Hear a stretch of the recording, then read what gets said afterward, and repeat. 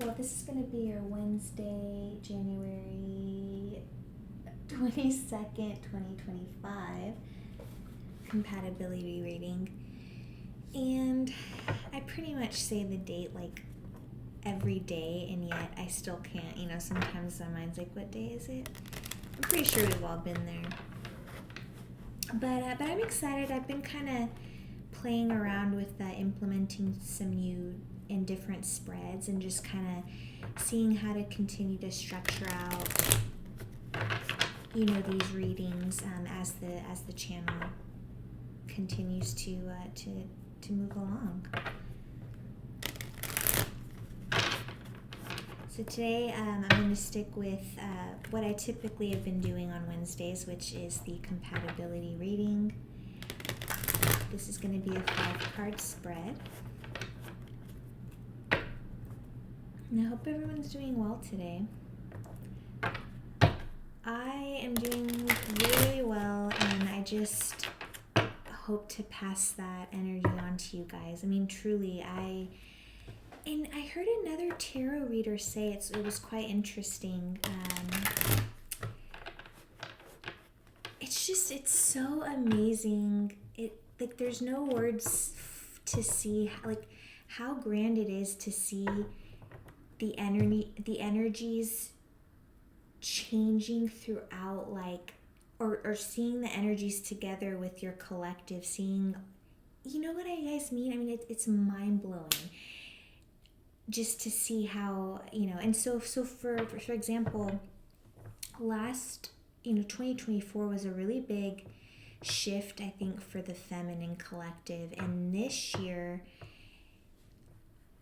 I feel, or excuse me, I shouldn't say I feel, but I resonated with, so I guess, yeah, I felt. But unfortunately, I can't think of the tarot reader's name at this time, unfortunately. But she's newer, so I just found her. But she was saying how this year, 2025, it's like the shift is now going to be on the masculines, like their growth and expansion. But quite interesting. I'm probably going to burn my lips. Wait. All right, so let's take a look, guys. Who's the person on your mind that you're thinking of?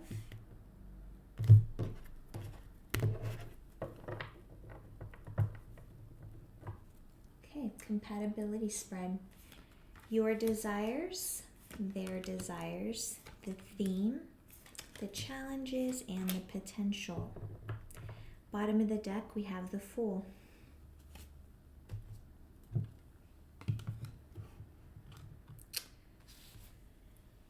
So, bottom of the deck, the Fool. I like that a lot. That's also accompanied by another major arcana, which is the High Priestess. So, I kind of like those two together. That's totally fine with me. So the Fool, guys, it's a new year. You guys, I think, feel even more energized by that new year energy, in that, this is a time for new beginnings, freedom, excitement, new adventures, that type of energy. I never quite pay much attention to Mr. Dog here. It's always with the Fool, his companion, but perhaps you guys have a very close, companion, pet companion, and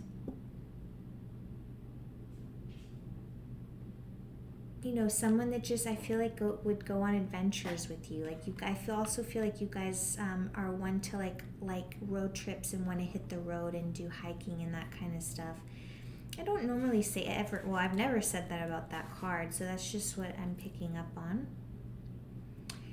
The Fool in the upright speaks to beginnings, freedom, innocence, originality, adventure, and spontaneity. But to see the Fool generally means the beginning of a new journey, one filled with optimism and freedom from the usual constraints of life. In love, this can speak to a new relationship or a fun, light romance. And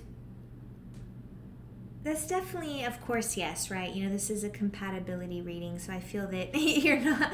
And I mean, that's not to say even if you've been married for 2, 3, 4, 5 years, you can still reassess whether you and someone are still compatible or not. But the energies in this card I'm getting are more so like this is something a little bit newer. You guys just met, I feel like.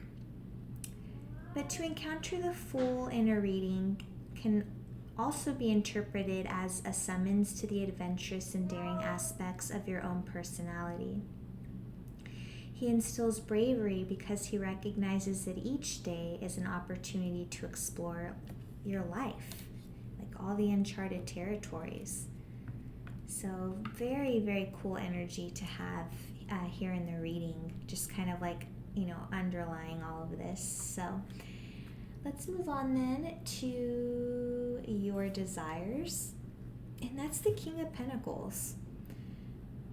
So as you can see here in the card, you guys definitely want to be financially abundant,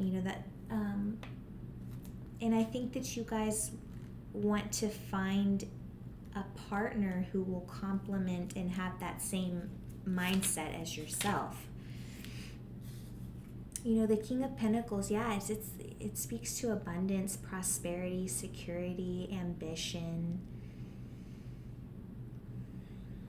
safety, kindness, protectiveness, provision, sensuality, reliability. The King of Pentacles indicates your involvement in business and streamlining. Let me just repeat that. The King of Pentacles indicates your involvement in business and streamlining the financial aspects of life. Right now, your first priority is stability, both in the future and in the present. Upright in love, you're a generous provider. You tend to be in serious relationships. And I feel that you're emotionally secure, emotionally intelligent. Your patience, honesty, kindness, and loyalty will be rewarded. You can get sound financial advice, but continue to just be practical, guys, and that's going to lead to your success. So, congratulations. Okay, so let's take a look at their desires.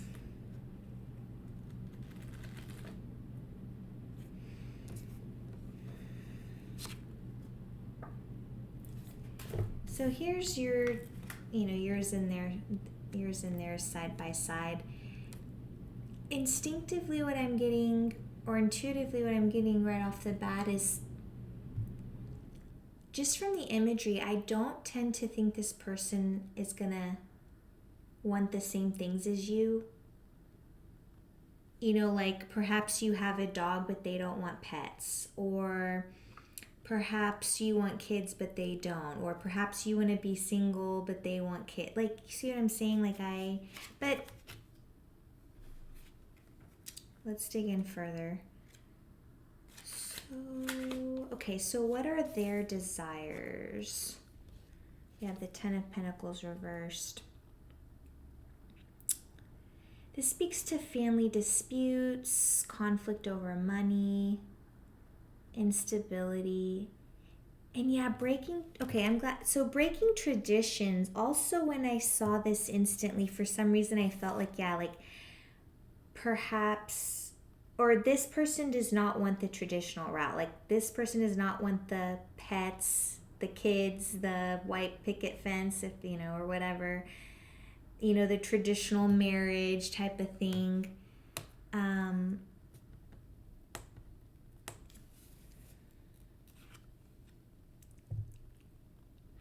So this person's about, this person is not a traditional person. It's fine. That's just a thing to speak of here. They do not desire this. So if you desire this, this is a compatibility reading, then you can take that energy and reflect on it. Roles could be reversed as well.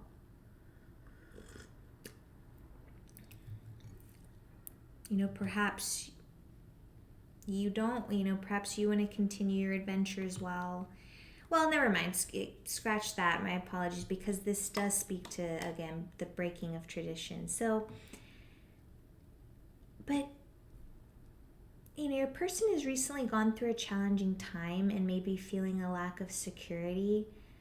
They have everything they need within them to tap into their happiness, but they may be hyper-focused right now on finances and unable to see other blessings in their life. But yeah, this person has just lost sight of the bigger picture and what's truly important. So I feel that their desire is to just get back into some kind of harmony within themselves.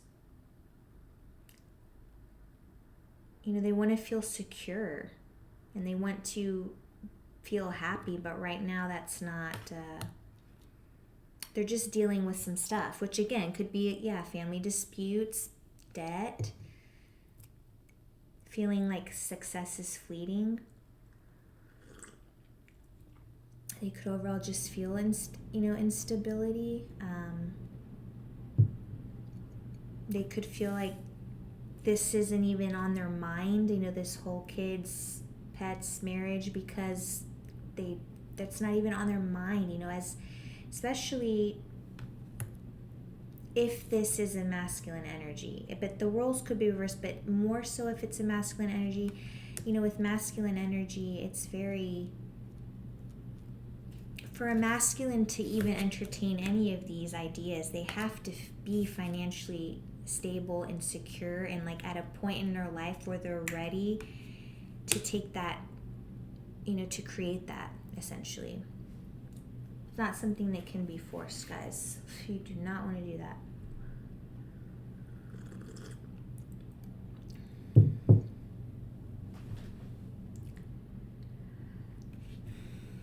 Okay, let's take a look at the overall theme and let's just kind of see how the energy starts to mold. So this is the overall energy and the connection. But, and again, as we spoke earlier, I think that you guys, just kind of recently met. Y'all are in a fun, light romance type thing right now. So this is talking about curious, witty chats, communicative. You guys are probably texting a lot. You're inspired by each other. Mental agility, vigilance, alertness. The Page of Swords represents communication, innovation, and moving forward. So I feel that, you guys right now are just in really good spirits with each other, and you guys are really texting back and forth. You guys are like brimming with new ideas and things to say, and you want to share it with each other. So in love, this does speak to a very intellectual relationship.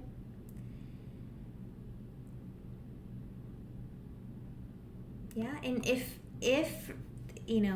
carefully weigh the pros and cons before signing a contract. So,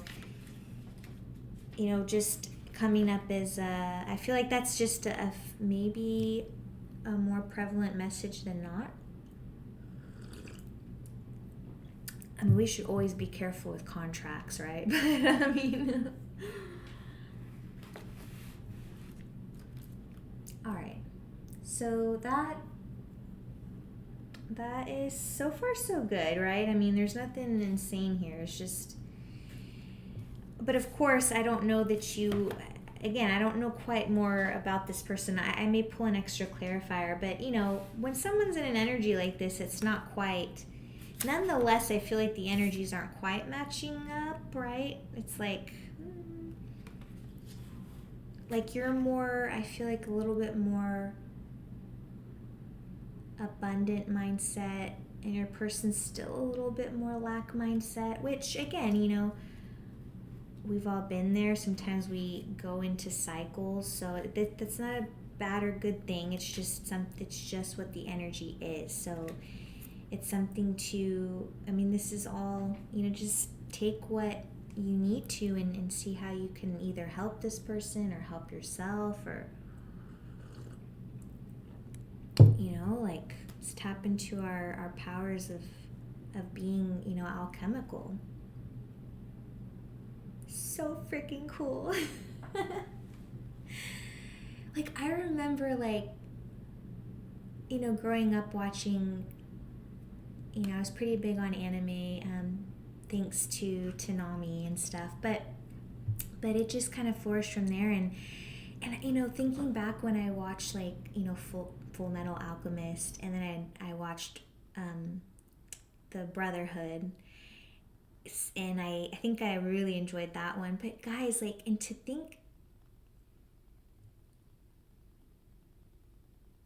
I don't know, sorry, I'm having a moment. It's just like, but for real though, but like, we really are. Like, I always felt, man, like we had this, it's crazy, like, the first time I started imagining an inner power in myself was through, when I watched Dragon Ball Z. Just when, I don't know, just seeing them harness the energy. I think I remember, like, the spirit ball, and just, like, Kamehameha, and just I don't know, like, harnessing the energy. It was like I could feel that as a kid. But you've got, it's like, but realistically, you've never seen anyone shoot like a freaking fireball out of their palms. But even still, I was like, no, like, I know there's a way we can do this, or that I can do this. It's anyway, I think, I'm sorry, forgot that I was doing a tarot reading. But anyway, tap into those skills as an alchemist, guys. Like, this is why we're here. Tarot is a tool, right? Like, we're not relying on it to, like, oh my God, I don't know how to, like, go within, go within, and that's where all your answers are. But if you can use it in addition to your intuition, it's okay. I think we have two more cards. Queen of Cups in the reverse as a challenge.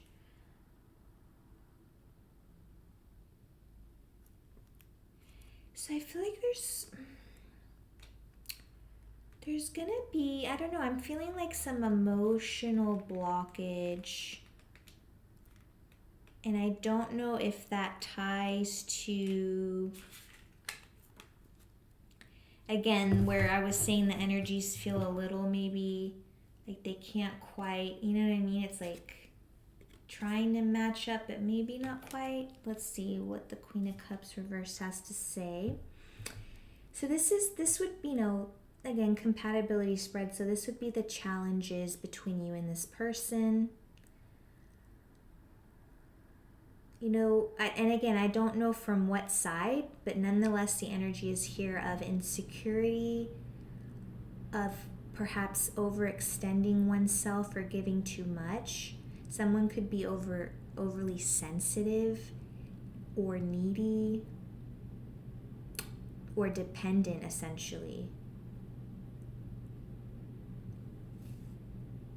I should know this word, but I'm gonna look it up.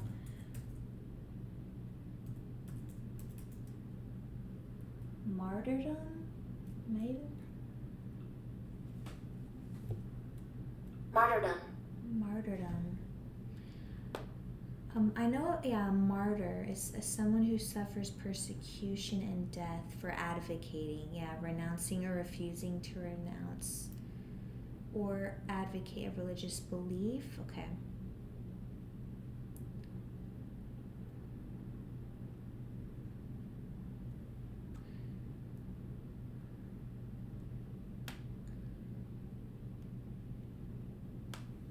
So it means the suffering of death. The suffering of death on account of adherence to a cause, and especially to one's religious faith.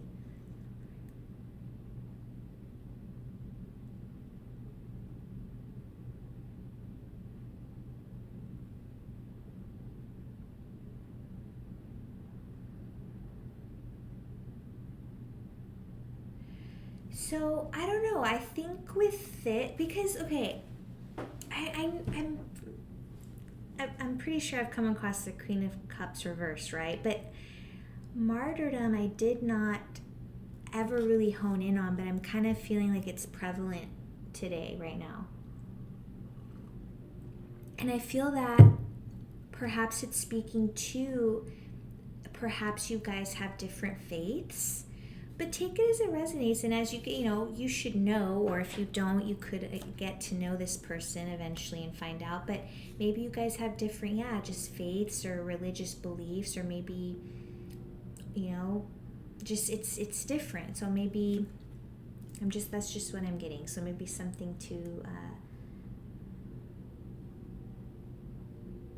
just see if that's like a deal breaker for you or not, however that looks. For example, for myself, so while my spiritual awakening happened toward like the maybe quarter two of 2022. Anyway, I had a spiritual awakening, okay? And after that spiritual awakening, I dated 3 individuals. The first 2 were not spiritual, and I had already just started my spiritual awakening. Like, I was just starting to really get into all this stuff. The third person I dated was spiritual, and it was beautiful. I enjoyed it. Now, unfortunately, this person just has a lot of shadows, like a lot of shadow work that they have not gone through the darkness. I mean, they've gone through some darkness, don't get me wrong. Nonetheless, there's just I think there's some, look, guys, when I did a personal reading on this, like, the devil came out. So the Lovers and then the devil ended up coming out. Like, that's just, basically this person had some things that they weren't going to let go of. I'll just put it that way. And where was I going with this? For God's sake.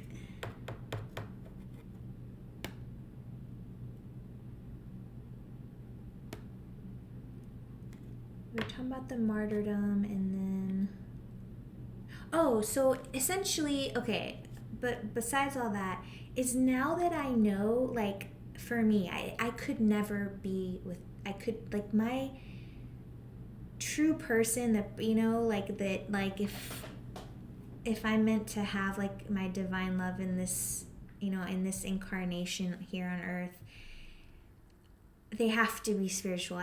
Because that is me, that is my soul. I have to be able to talk to them, and I have to be, it has to be reciprocated.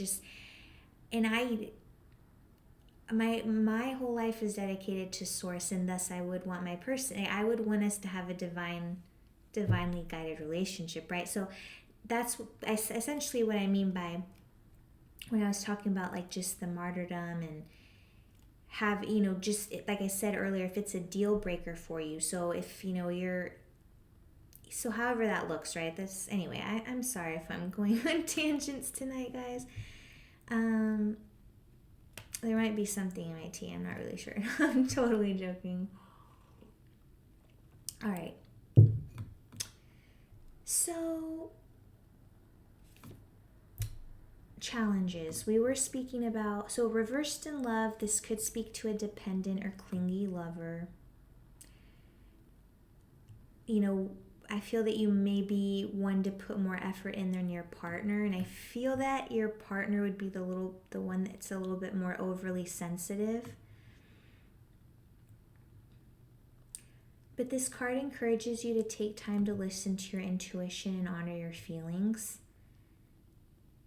You may have trouble expressing yourselves and often bottle up your emotions. So that's, definitely something that's a challenge for you. So, again, just you're encouraged to take time to listen to your intuition and honor your feelings. And then also the High Priestess came out for the potential.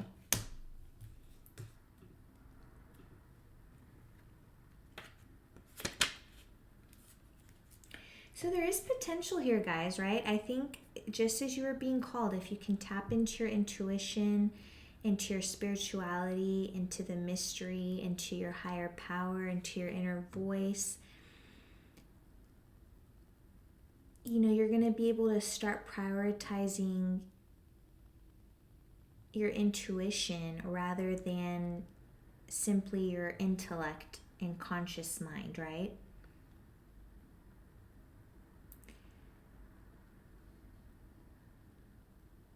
The potential, so by doing so, by tapping into yourself, and there's the potential that you're going to be a very just someone who's able to remain very patient in love, someone with a calm exterior that exudes, like an insane amount of passion, like inner passion and intimacy. The High Priestess represents someone who is intuitive and beginning to open up to their spirituality. Meditation, prayer, and new spiritual work are indicated.